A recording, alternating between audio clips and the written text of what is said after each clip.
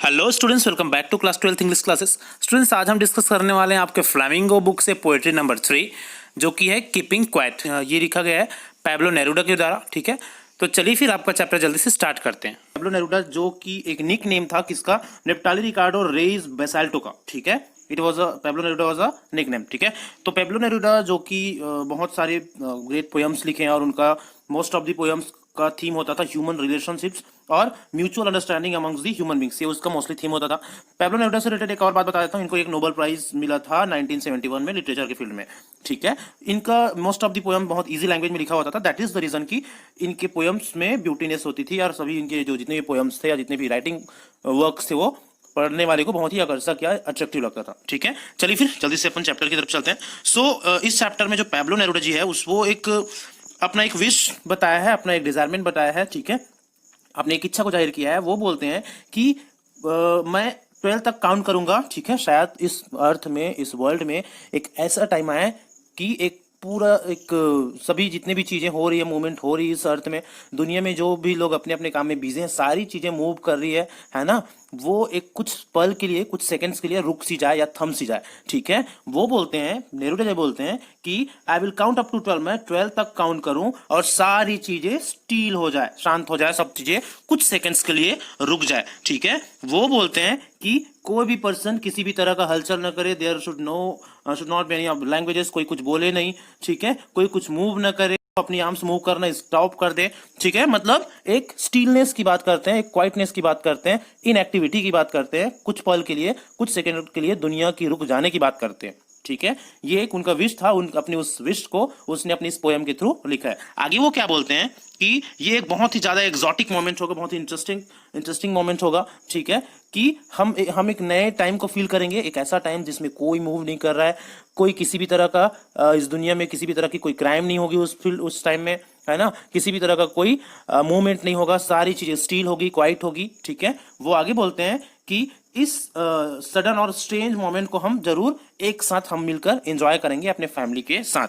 ठीक है, नेक्स्ट बोलते हैं कि वो ऐसा टाइम होगा, ठीक है, एक ऐसा टाइम होगा वो कि कोई भी प्रोफेशन के पर्सन अपने अपने काम से उस टाइम में फ्री होंगे। जो अभी हमारा करंट सिचुएशन है इस एपिडेमिक टाइम में, इस करंट सिचुएशन को रिलेवेंट करता है, रिलेट करता है ये जो पोयम है या हमारे जो पोएट है उसका ये जो विश है, it relate to our current situation की अभी सब लॉकडाउन टाइम में अपने अपने घर में है। ठीक है, तो इसी टाइम का एक विश कर रहा था वो अपने उस टाइम में जब उसने पोयम लिखा था। ठीक है, लेकिन वो कुछ सेकेंड्स की ही इनएक्टिविटी की बात किया था।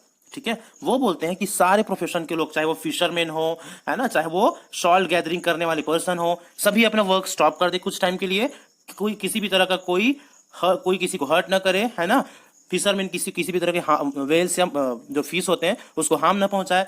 जो शॉल गैदर करने वाले पर्सन है वो अपने जो उनके हैंड्स होते हैं वो लोग हर्ट हो जाते हैं, मतलब चोट लग जाती है, उनकी वुंडेड हो जाती है उनकी जो हाथ है सॉल्ट गैदरिंग के दौरान, है ना, तो उससे भी उनको कुछ टाइम के लिए रिलीफ मिले।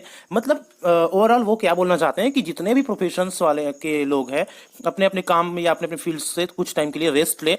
ठीक है, और अपना जो वो टाइम है वो अपने फैमिली के साथ एंजॉय करे, अपने जो बॉडी है उसको रिलीफ प्रोवाइड कराए। ठीक है, चलो नेक्स्ट स्टांजा में वो बोलते हैं कि ऐसे लोग जो अलग अलग तरह के वॉर्स में लगे होते हैं, ग्रीन वॉर्स विद गैस, ठीक है, इन लोग को भी कुछ टाइम के लिए रेस्ट मिले। ठीक है, उन लोग क्या करें, कुछ टाइम के लिए अपनी उस वॉर्स को भूलकर, अपनी उस लड़ाई को भूलकर क्लीन क्लॉथ्स या अपने घर में रहे, सादा लाइफ स्पेंड करे। ठीक है, प्योर या एक किसी भी तरह की लड़ाई झगड़े से दूर वाली लाइफ स्पेंड करे, अपने भाइयों के साथ रहे, अपने फैमिली के साथ रहे और अपना वो टाइम स्पेंड करे। ठीक है, वो इस स्टांजा में और बताते हैं। नेक्स्ट बात करते हैं कि अब अपनी बातों को अभी तक उसने जो भी बोला, जो स्टीलनेस की, जो क्वाइटनेस की, या जो एक मोमेंट्री स्टीलनेस की या मोमेंट्री इनएक्टिविटी की जो उसने बात की है ना, उसको क्लियरिफाई करता है। वो बोलता है मेरी इन बातों का मतलब गलत नहीं निकालना, है ना, या इसमें कंफ्यूज मत होना। कंफ्यूज क्यों हो सकता है, किसी को लग रहा होगा कि जो यहाँ पर पोएट है वो टोटल इनएक्टिविटी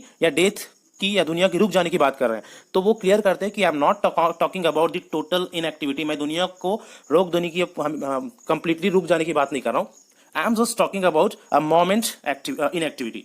ठीक है, अ मोमेंट इनएक्टिविटी मतलब कुछ सेकंड्स के लिए या कुछ पल के लिए ही इस दुनिया की को रोकने की या सब एक स्टिलनेस की या क्वाइटनेस की बात कर रहा हूं। ठीक है, मैं टोटल इनएक्टिविटी या डेथ को के बारे में बात नहीं कर रहा हूं। ठीक है, चलो, वो बोलते हैं कि वो जो इनएक्टिविटी होगी या वो जो स्टिलनेस होगा, वो जब लोग अपने सारी चीज़ों को छोड़कर क्वाइट हो जाएंगे, शांत हो जाएंगे, कुछ टाइम के लिए रुक जाएंगे, ठीक है, वो मे भी ऐसा टाइम होगा जो हमारे डेली रश जो होती, दौड़ भाग की जिंदगी होती है, उसको हमें मुक्त करे, है ना, हम एक तरह से रिफ्रेश हो और नए जोश और नए एनर्जी के साथ हम सेकेंड टाइम या नेक्स्ट मोमेंट में अपना काम स्टार्ट करें, ठीक है। और ये जो क्वाइटनेस है, ये जो साइलेंट है, वो मे भी हमारे जो लाइफ में बहुत सारी सैडनेस होती है ना, जो हमको इंटरप्ट करते रहते हैं हमेशा अपने काम के दौरान, क्योंकि हम रिलीफ नहीं लेते हैं। बहुत सारे ऐसे लोग हैं दुनिया में जिनके पास बहुत कम टाइम होता है अपने फैमिली के लिए, अपने फ्रेंड्स के लिए, अपने खुद के लिए, है ना, तो उस टाइम में वो रिलैक्स करे, अपने लिए टाइम दे, ठीक है, और अपने बर्डन जो है उनके वर्किंग फील्ड में, उस बर्डन से फ्री हो सके कुछ टाइम के लिए, ठीक है। चलिए नेक्स्ट वो बताते हैं कि perhaps the earth can teach us, वो बोलते हैं कि जो अर्थ है वो भी हमें कुछ सिखाती है इस मैटर को लेकर, ठीक है। क्या सिखाती है हमारी अर्थ? देखो, वो बोलती है कि जो टाइम होता है वो चेंज होती रहती है, जो टाइम है वो चेंज होती रहती है, कोई भी चीजें हमेशा के लिए एग्जिस्ट नहीं करता, है ना। जिस तरह से अर्थ में विंटर के टाइम में क्या होता है, अर्थ ऐसा लगता है विंटर के टाइम में सभी तरफ बर्फबारी होती रहती है ना, पूरा कोल्ड एक इन्वायरमेंट रहता है, तो ऐसा फील होता है कि अर्थ एक डेथ सब फील लगता है ना, ऐसा लगता है कि वो डाइड हो चुकी है, मरी हुई सी प्रतीत होती है। बट कुछ टाइम बाद वो टाइम निकलता भी है और स्प्रिंग सीजन आता है, और स्प्रिंग सीजन में पूरा अर्थ एक बार फिर से खिल उठता है, हरियाली छा जाती है, और उस हरियाली के कारण पेड़ या जो हमारा अर्थ है वो पूरी तरह से फिर से स्ट्रांग और अलाइव लगने लगता है, ठीक है। फिर लास्ट लाइन में पैब्लो जी बोलते हैं कि now I will count up to 12, कि मैं 1 2 3 4 12 तक काउंट करूंगा और सारी दुनिया कुछ सेकंड्स के लिए रुक जाए और क्वाइट हो जाए और शांत हो जाए,